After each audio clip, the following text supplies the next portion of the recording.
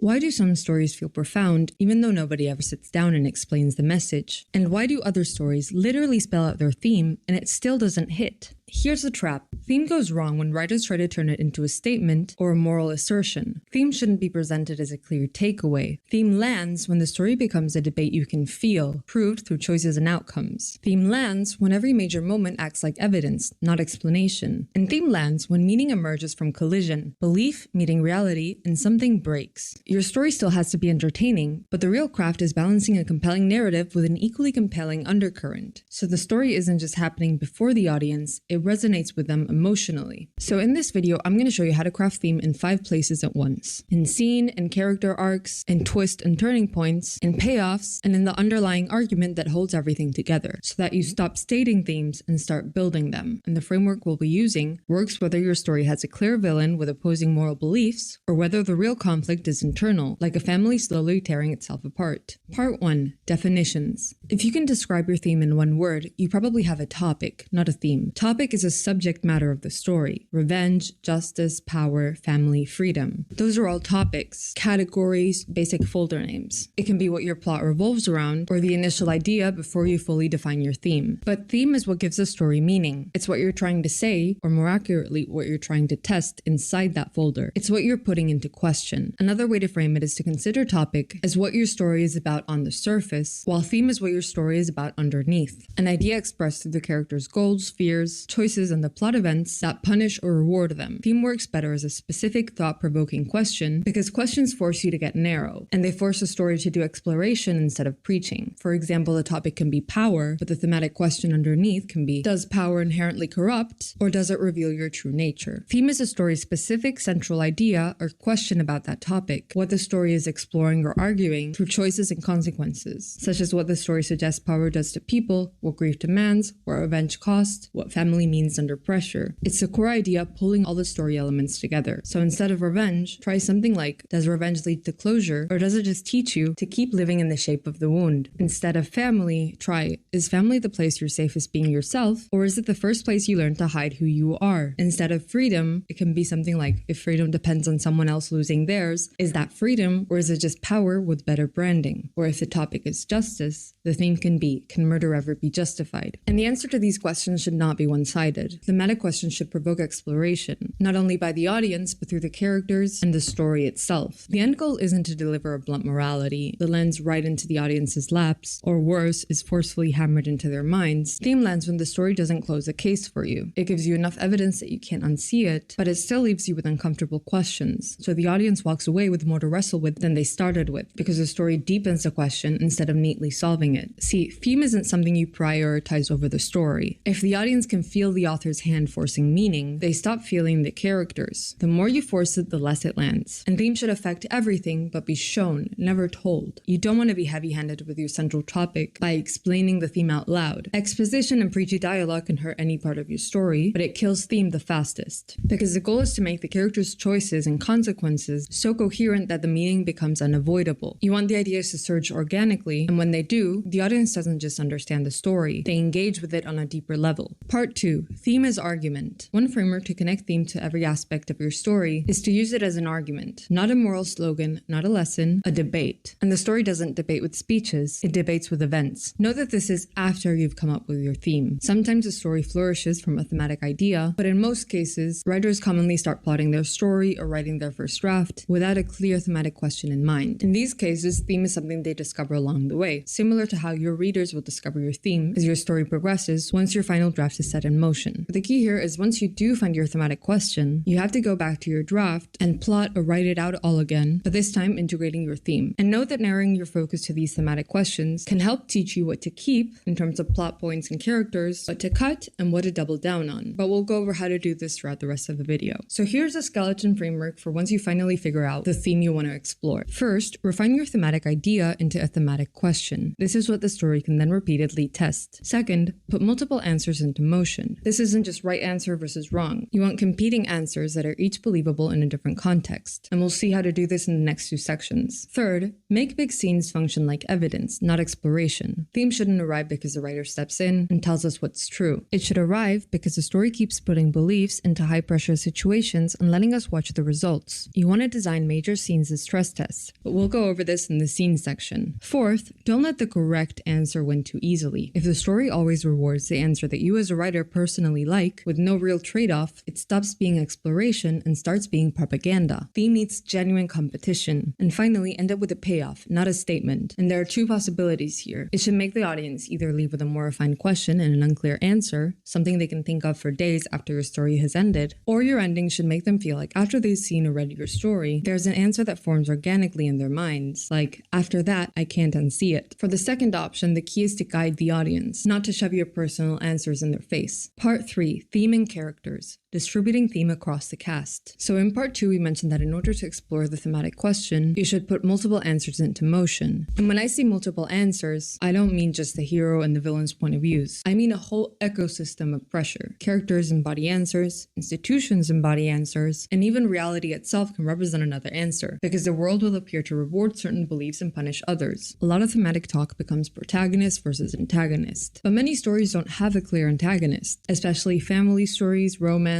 internal dramas, or slice of life stories. And like we mentioned, themes that land tend to be shaped in the form of questions, not assertments. And the clearest way to do that is to have the audience look at the question from different perspectives. So instead of just assigning opposing roles to your protagonist and antagonist, assign different relationships towards a theme to the cast of characters. So don't just create the characters in isolation, but tie them to the theme in different ways. And in this way, you can understand how the characters relate not only to the theme, but to each other through their opposing views. And character conversations start to feel more like ideological negotiations, little courtroom battles where every line is also a strategy for surviving what they believe the world is. Think of it like a theme web. Characters define each other through contrast and pressure, not isolation, so don't create isolated characters. And to create a theme web, step 1, put the question in the center. Write the thematic question somewhere visible. Step 2, give key characters a stance. This isn't a slogan they say out loud, it's more like a survival strategy or a core belief that has been honed through the years, given personality factors or backstory. It can be things like, what does this character think is true about people when pressure hits? What do they think the world rewards and what does it punish? And what are they afraid they'll have to admit for healing to be possible? Note that you don't have to do this for every secondary character or extra in a cast, but for your core relationships you want stances, because different stances create subtle ideological conflict within scenes. As for your protagonist, or main characters if it's an ensemble cast, you never want your protagonist to start out with a thematic truth. Almost every compelling character starts off with a misbelief, a false notion their life until that point is shaped, such as a belief that once protected them or helped them get through a tough time. And the plot should be designed to test this misbelief until it either breaks or becomes a prison. And antagonists don't have to be evil to be thematically useful. The important thing is that they're forced with a competing answer, sometimes the opposite of a theme, sometimes a distorted version of it, and sometimes a tempting shortcut the protagonist might actually switch to if the pressure gets high enough. Step 3, make sure the answers aren't evenly moralized. Theme is stronger when challenged, when no stance is treated as an absolute truth.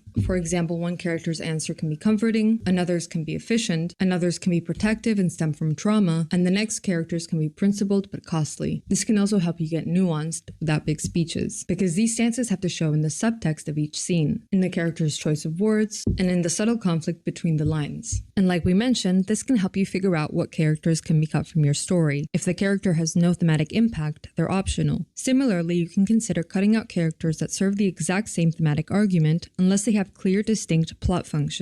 In Little Miss Sunshine, different family members embody different ideas about winning, worth, success, and what a good life even means. And the story doesn't settle it with a monologue. It settles by forcing those answers to collide in humiliating, sincere, and painful scenes. In The Dark Knight, it's not just Batman versus Joker. It's a network of stances about fear, order, morality under pressure, and what people are when the stakes rise. The theme lives in the crossfire between multiple characters, not just the hero and the villain. Once you have the web, theme stops being something you add. It becomes something your story naturally argues, because the cast can't agree on how to live. Part 4. Theme and scenes. If theme is an argument, then scenes are your evidence. So every major scene should function like an exhibit in court, not because you're forcing opinions, but because you design scenes when a character's belief is put on trial. A useful scene question you can ask here is, what choice does a scene force that reveals what the character believes? Because theme doesn't come from what the characters say, it comes from what they do when every option costs something. And like I mentioned, theme shouldn't arrive because the writer steps in and tells us what's true. It should arrive because the story keeps putting beliefs into high-pressure situations and letting us watch the results. So design major scenes as stress tests.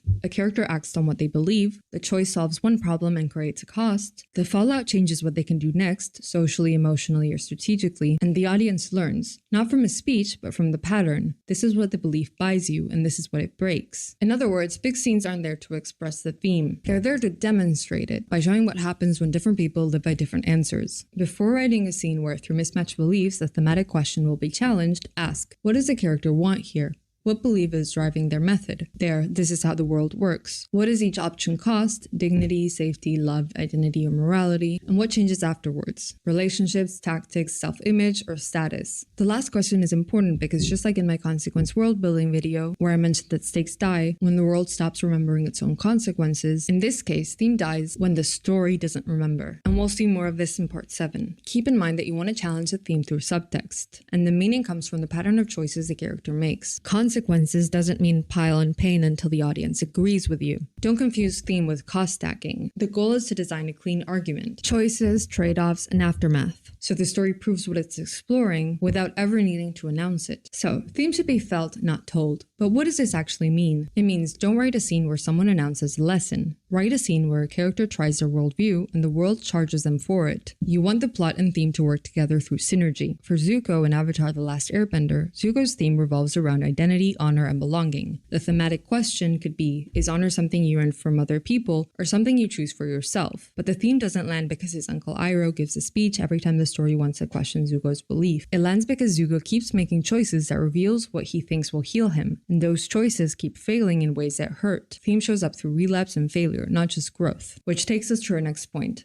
Part 5. Theme and character arcs. Misbelief leads to pressure tests, leads to a mirror moment, leads to pivot choice or collapse. Theme often emerges when actions clash with beliefs, when the character's core belief gets challenged by story events. A clean way to build that is through a misbelief. Not the protagonist is wrong because the author said so, but they're living by a belief that once protected them and now it limits them. And that misbelief usually has roots in backstory, shame, fear, loss. In growth arcs, the theme can be seen in the character's transformation, in the way they relearn their misguided belief. The character doesn't start with a theme truthfully formed. They start with a worldview that sort of works until the costs stack. So you design repeated tests and then one decisive pivot, or choice where they do something different and it permanently alters relationships and stakes. And that different choice is the growth. They stop reaching for the old coping strategy and they accept a harder truth. And the story makes that change real by attaching consequences that can't be undone. But you can also see the opposite side of this coin. Theme is a warning or tragedy through downfall arcs. Theme isn't always the character learns. Sometimes a theme is explored by watching someone double down, watching their misbelief stop being a tactic and become a sort of religion until it costs them their relationships, their identity, and eventually their freedom. For Zuko from Avatar: The Last Airbender, the thematic question is honor something you can learn from other people or something you choose for yourself? And that single question contains the entire trap of his arc. He starts by outsourcing identity to approval. He wants to regain his honor by proving himself to his father's definition of worth. This belief is repeatedly challenged, and even when he seems to win, the win feels hollow. So from there, he has to learn to redefine his notion of honor as integrity and chosen belonging, not granted status. Part 6.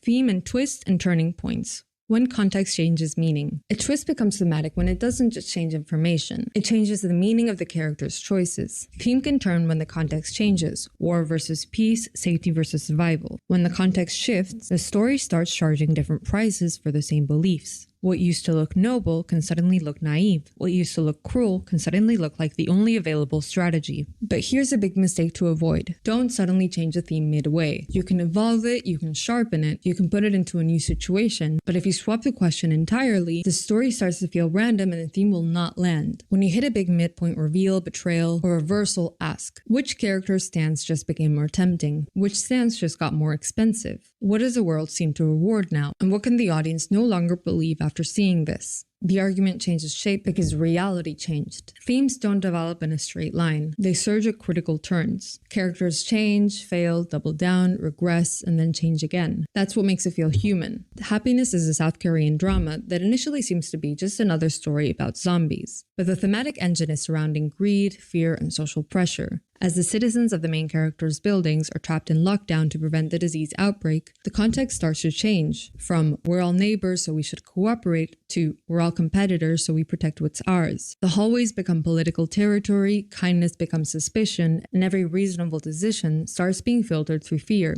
A possible thematic question can be, is civilization a real set of values or just a performance that collapses the moment people feel threatened? But the viewer doesn't realize this is the core theme of the story until they slowly start to see the characters unravel and their greed and self-preservation starts to show. The theme here is gradually revealed as the story unfolds through its key turning points. So as a reminder, theme can either be something you start with or something you discover then strengthen.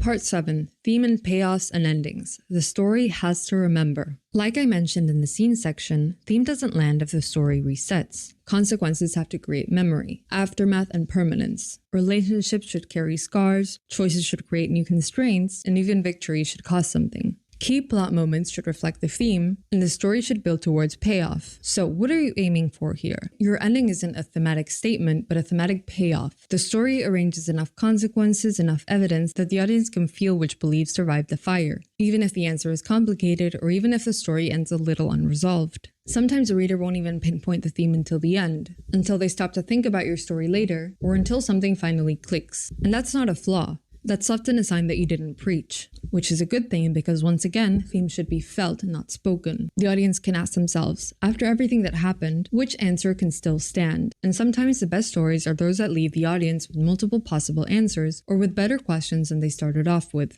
In Avatar: The Last Airbender, Aang's refusal to solve the central conflict through killing is treated as morally difficult, strategically risky, and personally costly, which is exactly why it functions as theme exploration and not theme statement. The audience might ask themselves, is mercy weakness? And the payoff is that the finale doesn't answer the question with a speech. It answers it with the shape of the problem. Aang doesn't pay by compromising into violence. He pays by refusing the easy solution and accepting the danger and uncertainty that comes with refusal, fighting at a disadvantage, carrying the weight of everyone telling him he has to kill, and gambling his own safety and even his identity on a harder, riskier alternative. Avatar: The Last Airbender is also a great example of a show that balances multiple themes, but we'll touch upon this later on. In The Dark Knight, the audience keeps getting pushed towards a question. Can humanity's inherent morality withstand chaos, or is civilization a fractal construct that collapses under pressure? And the payoff is that the film doesn't resolve that question with a verdict. It stages a final stress test. The Joker's chaos campaign exposes how quickly people panic and how fragile order can feel.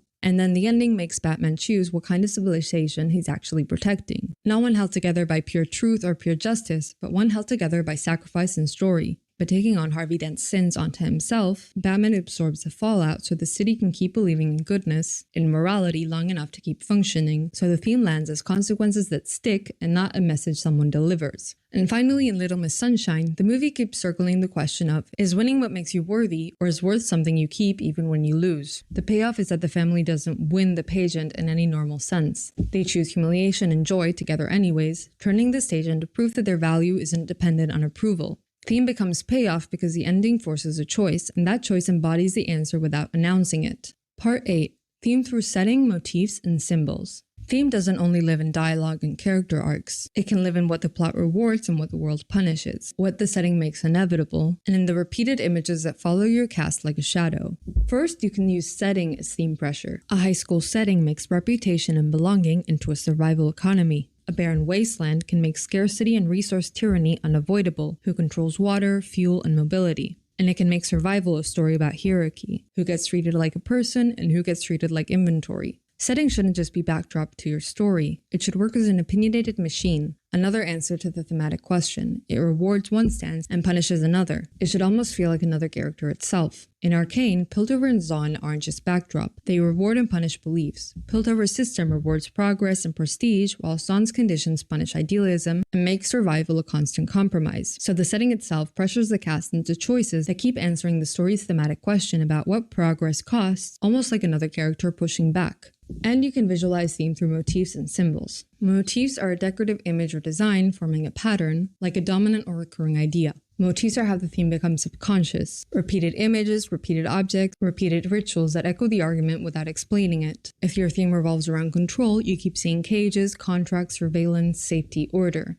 This isn't decoration, but reinforcement. And symbols let you repeat the question without repeating the dialogue. And the trick is consistency. Pick a small handful of images that naturally fit your story world, then let them show up at moments of choice, stress, or transformation, so the audience feels the argument tightening. In Parasite, the theme about class and social mobility is reinforced through motifs like stairs symbolizing class levels, who lives above versus who lives below, and who gets to climb. For the Kims, the poorer family, not only is their house mostly underground, but even the toilet is placed above the living space. Another sign of theme is shown through the smell, an invisible marker that exposes class no matter how well you perform. That repeated imagery does the thematic work subconsciously, echoing the argument without any character having to explain it outright. And in Stephen King's It, the theme of buried childhood trauma returning is reinforced through symbols like the sewer, everything the town refuses to face gets shoved underground, and Pennywise's balloons, like bright innocence masking horror. And the 27-year cycle turns into a motif. What's suppressed always comes back. Part 9, the thematic workflow, finding theme versus building theme, and revision passes. Like I mentioned early on, you don't have to begin with theme. Some writers discover it as a draft, then go back and integrate it so it feels organic and consistent. So there are two valid paths.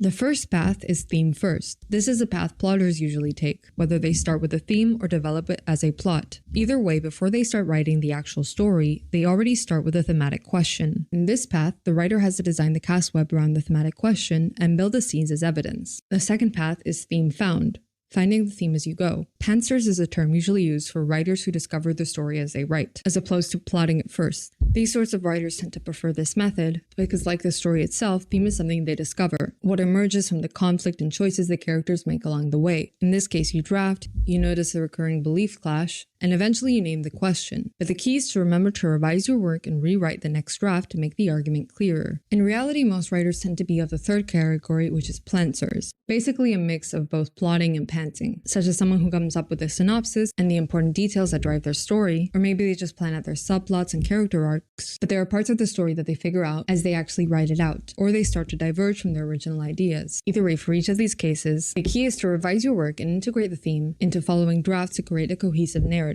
So here are 3 revision passes that strengthen theme without preachiness. First, name the question. This is privately for you as a writer. Then, map the thematic stances across key characters, the theme web. Finally, audit the story's turning points. Ask yourself, does each major beat test the question and leave aftermath? And 2 big cautions. First, don't randomly swap your theme midway. Evolve it through context and escalation, not replacement. And second, don't dilute the power of the core of your story by trying to juggle too many main themes. If you try to say so much about many things, nothing lands. One main theme plus a few supporting threads is usually stronger. For a general example, a romance can have a clean central theme like do you earn love or accept it, and still carry smaller threads about class, family, and ambition. But if every subplot is trying to be its own main message, the story starts to feel scattered. For a more concrete example, Game of Thrones carries a ton of thematic material. Power, legacy, identity, and cycles of violence. But most of it is still tethered to the central question of what power does to people and what people do for power. And like we mentioned, Avatar: The Last Airbender juggles several themes at once too, such as the devastating impacts of war, genocide, imperialism, as well as explorations of morality, the burden of duty, redemption, and the importance of balance, friendship, and empathy. These are general themes from which a specific thematic question can be made,